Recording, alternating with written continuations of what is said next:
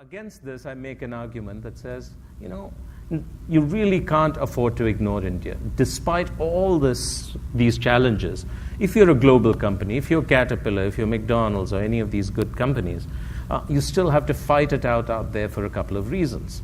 And the first, of course, is there aren't that many sort of big markets left anymore.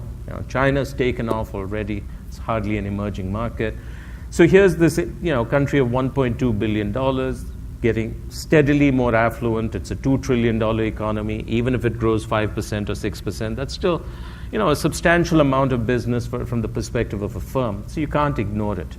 And the other thing about this, about the Indian economy is it tends to grow in spurts, very jerkily, like a car that's jerking forward.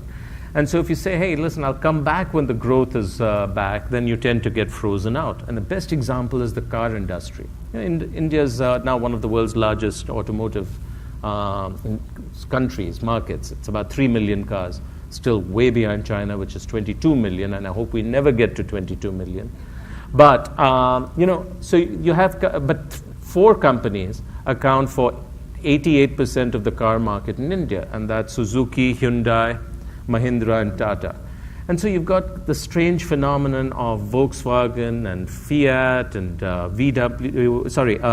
GM and Ford and Toyota and all these guys, each with 1 or 2%, because they said, we'll come back when the market takes off. So you can't do that. You have to participate. You have to grow with the economy. And if you say, I'm going to come back, there's somebody else usually who's occupied the space. The second reason why I think big companies cannot afford to ignore India is precisely because it is chaotic, right? These things that I talk about, whether it's taxation or corruption or bad infrastructure, lousy government, all these things, they're not true of India alone. They're pretty good descriptors for most emerging markets, right? So in that sense, India is like an archetype for all emerging markets. And so if you're a global company, you don't have much of a choice. You can't say, hey, listen, I'll go to Indonesia when it's less corrupt, I'll go to India when it's less chaotic. That may not happen for a very long time. So if you want the growth, get used to chaos, okay? Make dealing with corruption into a core competence. So and I say India is the best place in the world to learn how to deal with these things, okay? Because there's a big prize, a big payoff at the end when you figure it out, because it's a good market. And then you can take what you've learned and apply it to all these other equally nutty places. So, it's quite interesting. When I began writing the book, Brazil and Indonesia was in fashion, India was out of fashion. By the time the book is out, India's coming back in fashion, those guys are in the doghouse.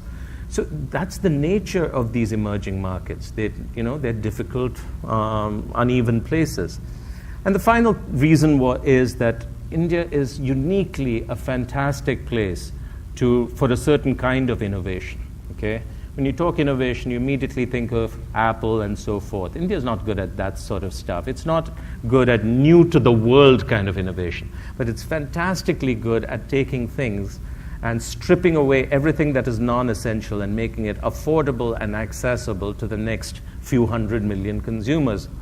And there are plenty of examples, right from the Arvind Eye Hospital, which can do cataract surgeries at some 1/40th the cost of the US at the same quality standards, to GE's medical devices, a $200 X-ray machine or a $400 ultrasound, etc.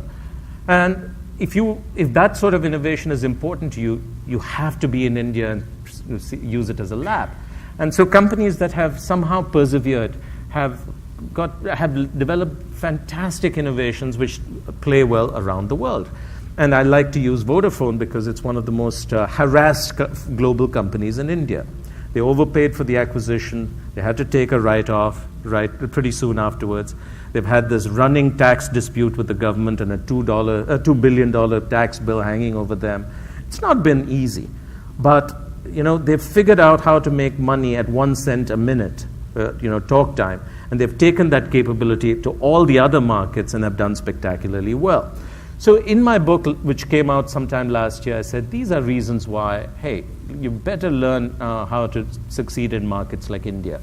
Now, after May 16th, which is when the new government got elected and there was this spectacular moment, I would argue there's a fourth and much more important reason, and that is, if India just does a few things right, I suspect we could be the next China, right? And my point is very simple, because China is becoming a tougher and tougher place right now. The economy is slowing, their wage costs and all costs are rising. They're becoming more belligerent both towards their neighbors as well as towards foreign companies. You've got geopolitical tensions going through the roof. So if you're Japanese companies in particular, it's a pretty anxious moment in time. So every global company is saying, hey, China will continue to be important, but we better have some other options out there. And so they've gone from a production standpoint into places like Vietnam and Bangladesh, but those are tiny countries in that sense.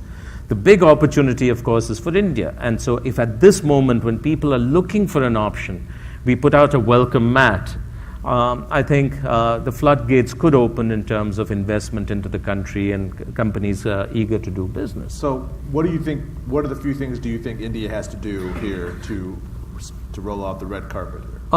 Lots of things, but I would sort of really pick two or three. Number one is to make it less difficult to do business, as I said. How do you do that? Yeah, so India's number 134 on that list. If we can only move into double digits, if we could get to number 99, I think that would be a spectacular movement and be spectacular for Indian companies and global companies. How do you do that? If you go down the criteria in that ranking, the number one issue I think which kills companies is harassment by the tax authorities. And Prime Minister Modi talked about this as tax terrorism. So he clearly gets it. He gets how severe and acute an issue this is. Now, I think this budget, which comes out in the first part of July, we need to see what they do. So it'll be a moment of truth, and I hope they signal all the right things. But I think they need to rein in the tax guys, and that's somewhat easier said than done, because only 1% of India pays taxes. So you've got 1.2 billion people with these huge welfare programs and reckless ones riding on the backs of very few companies and very few people. So if he's going to do it, he's going to have to widen the tax base. Right. And that always is... Will that take generations, though? No, it takes a certain amount of political will, because the people who should pay taxes and aren't paying taxes are usually politically connected. So it'll be interesting to see how that plays out. But that would be one thing he must do. I think a second thing he's got to do is, again, get the bureaucracy to be less venal and dysfunctional. And he did a pretty good job of that in his home state of Gujarat, where he had the bureaucracy, pretty focused on doing all the right things for business, single window clearances, fast tracking approvals, and creating an open door policy so if people were in trouble, they could directly walk into his office. Now, Gujarat is a state of 65 million people. Now he's a prime minister of a country of 1.2 billion, so it's a little bit harder. But if you read all the announcements in the last 4 weeks since he took office, it's pretty encouraging. He's picked his team of bureaucrats very carefully, including reaching out to retired bureaucrats and bringing them out of retirement, because they have a reputation of getting things done. He set the tone in terms of expectations. He's told babus, bureaucrats, you better be in your seat by 9 a.m., okay? And you're not supposed to tweet and go to social media and so forth, okay? And I need you to simplify things. I'm going to hold you accountable for how fast you simplify. He's asked them for what did they wish to do in their last government that they felt disempowered. So what are the big ideas where you need support? So I think it's quite positive in terms of his message to bureaucrats, saying, I'm going to empower you, but I'm also going to hold you accountable. So if you don't perform, well, there'll be somebody else. So I think these are two things. The much harder issue is the rule of law. Much as India likes to say we're a democracy and we have the rule of law, I question whether we are either. Sorry. On the democracy part, I would say is somewhere in the last 50 years, we've confused having an election with what a democracy is truly about. Okay, so very few instances is it truly a government by the people and for the people. So hopefully that will begin to change now. And in terms of rule of law, we've got the worst judicial system of any major economy, right? It takes 12 years on average to justice. If it's a commercial dispute, typically the legal costs are 40% of the contract value. So only if you're insane would you actually go to the judicial system. You usually try and find some sort of settlement outside of it. That's not great if you're a global company that relies on contracts and enforceable contracts and due process as an essential component of doing business in the country. So these are things he has to do. He's got to get those infrastructure projects rolling. Right. And that's not terribly hard. India has a power shortage, but we have 40 mega power projects, power plants, which are ready to go, except they don't have coal.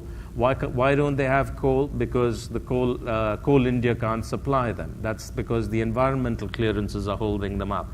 So if you can get the log jam going, I think things could move pretty quickly. So these are some of the things which I think can make a profound difference to the investment climate and the investor sentiment.